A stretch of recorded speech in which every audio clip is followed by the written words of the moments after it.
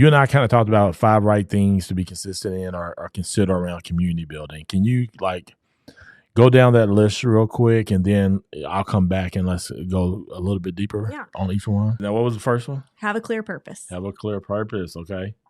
Have a clear purpose. What was the second one? Don't make it about you. Don't make it about you. Okay. 3. Offer in-person experiences. Offer in-person experiences. Okay. Over communicate. Over communicate. Okay. And make people invest. Make people invest. Mm-hmm.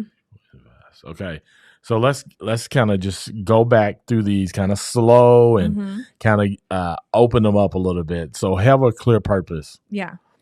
I think it's really important. People will try to kind of challenge whatever purpose it is, because people walk into a community kind of wanting it to be catered to them. So,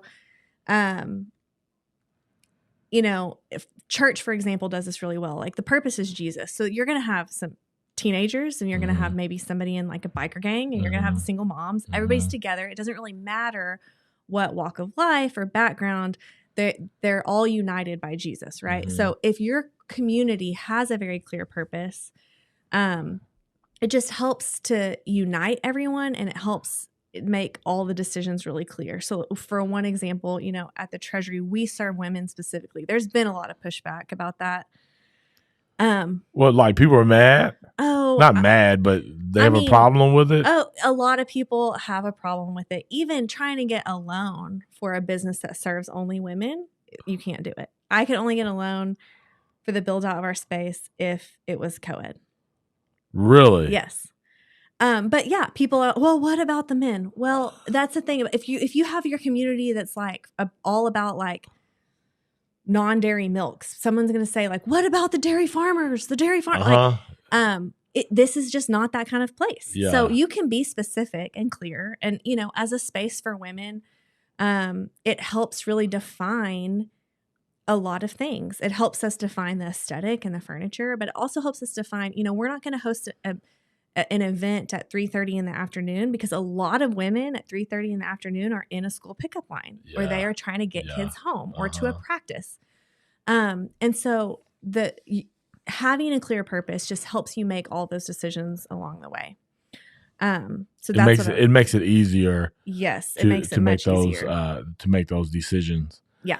How do you speak to people who may have a challenge on, like they need a purpose and they're trying to find that purpose? What are some ways that you have discovered or helped somebody else find their purpose? I think people probably who struggle with that probably just overthink it. I think that everyone has certain things that they are especially passionate about.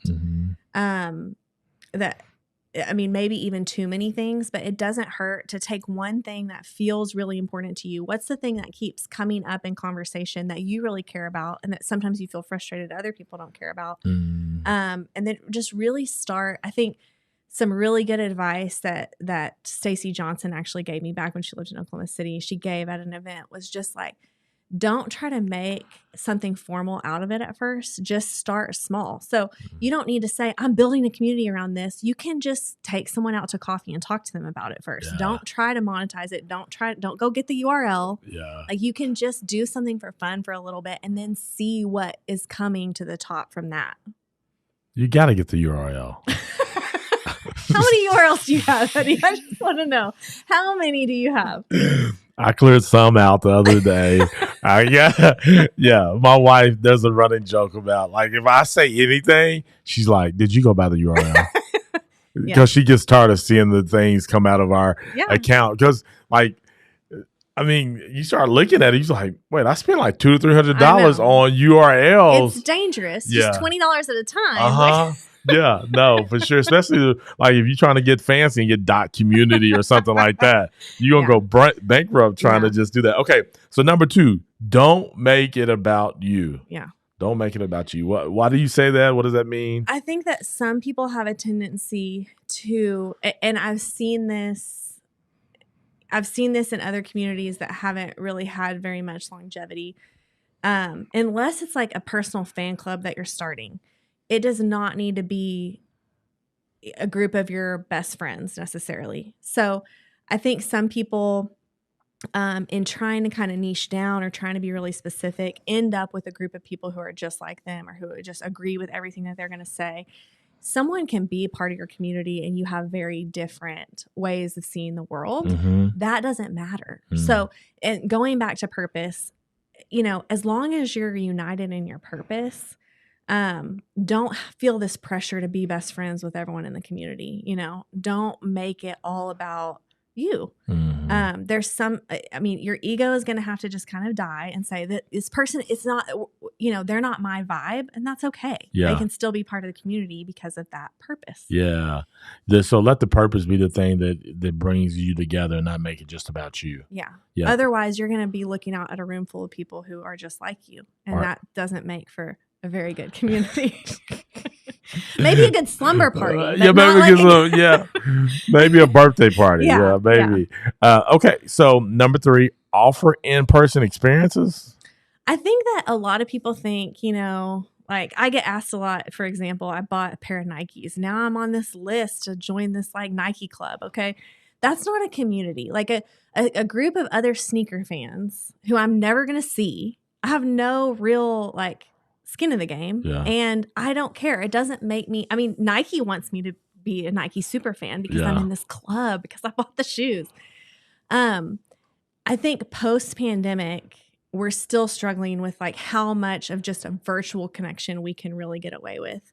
But in my experience, having tried to facilitate and be a part of communities that are virtual, I think there are certain personality types it works for, but for most people, if they are going to have any personal investment in the group, and if the group is going to have longevity, there has to be something in person. So do anything that you can to bring people together face to face.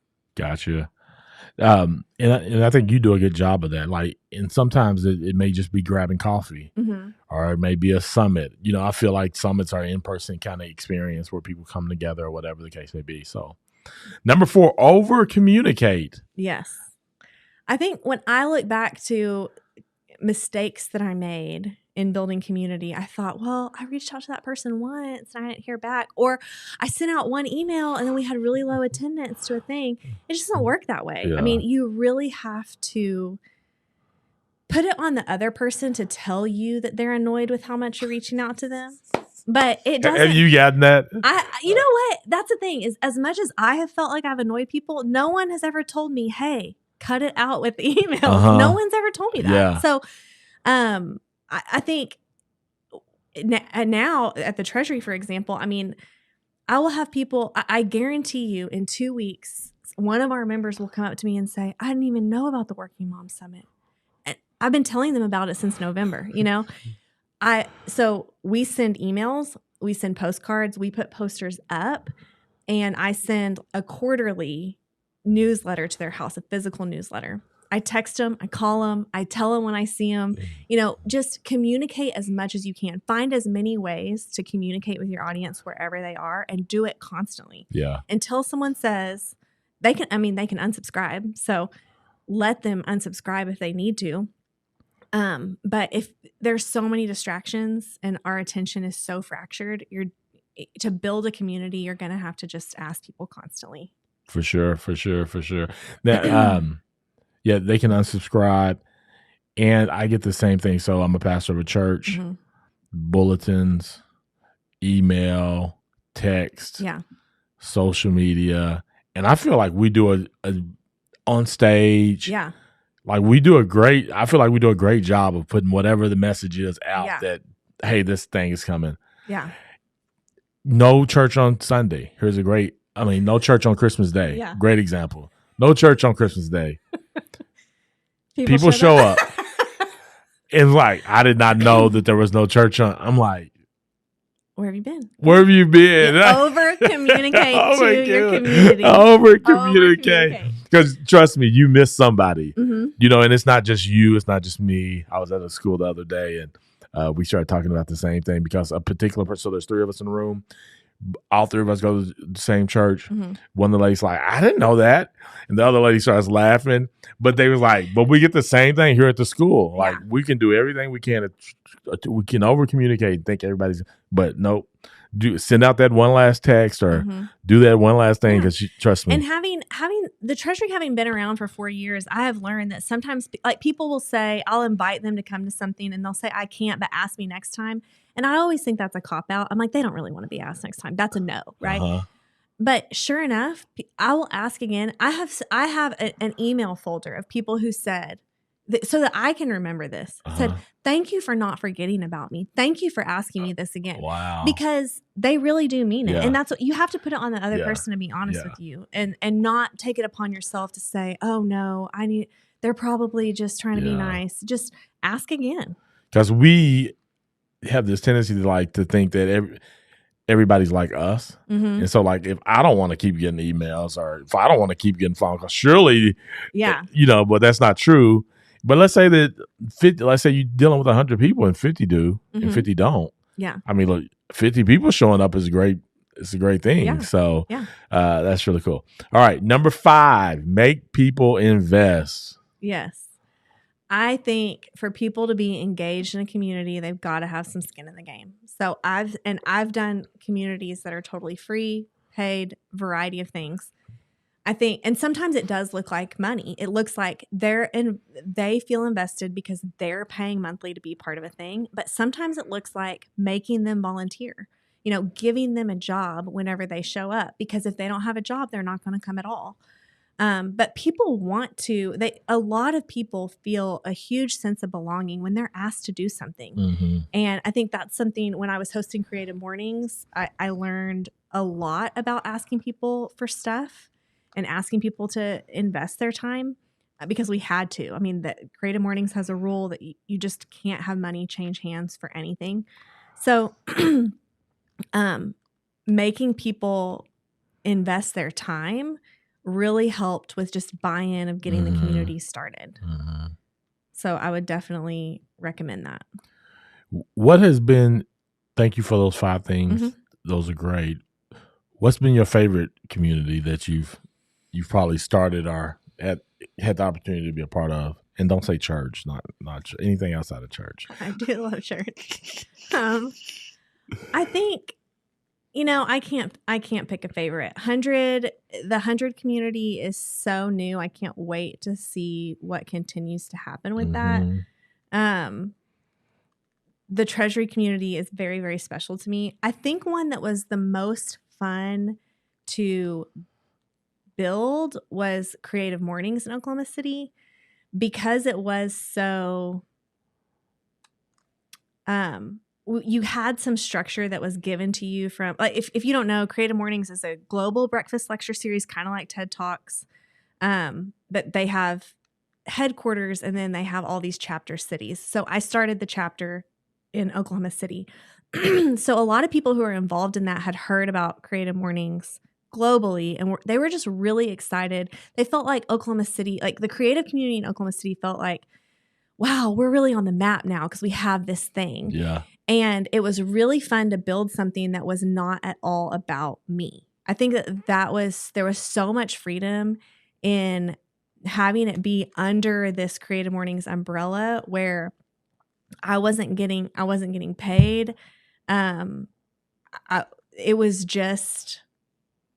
fun because it was free and it was scrappy, and it ended up having such a great response because people felt so special that Oklahoma City finally had this thing that they saw in all the, in San Francisco and in LA, like that Oklahoma City could sustain it and that somebody was doing that. So that was really special. How long ago was that?